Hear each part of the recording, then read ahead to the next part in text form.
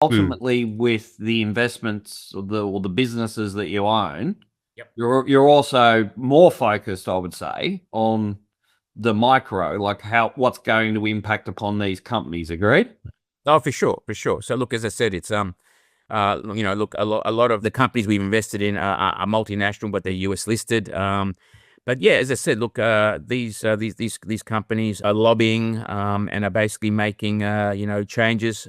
They have to, and we're actually seeing a lot of companies reacting, in line with what was wanted in terms of pledging more investment onshore in the US, and it makes sense. If you've got the US being 25% of global consumption, it makes sense to basically bring your production closer to the States. The question is, obviously, there are some industries like autos where you can onshore in the US because obviously it's all about having labor costs that are competitive or similar. And obviously you've got AI, which will basically help reduce, labor costs, robotics that'll help to reduce our labor costs over time. But then you've got countries, like Vietnam, etc., like that. It's just cheap labor, and they make commoditized goods, and it doesn't make any sense for those industries to be. They can't compete to be onshore in the US just by the sheer fact of that the labor costs being, markedly high.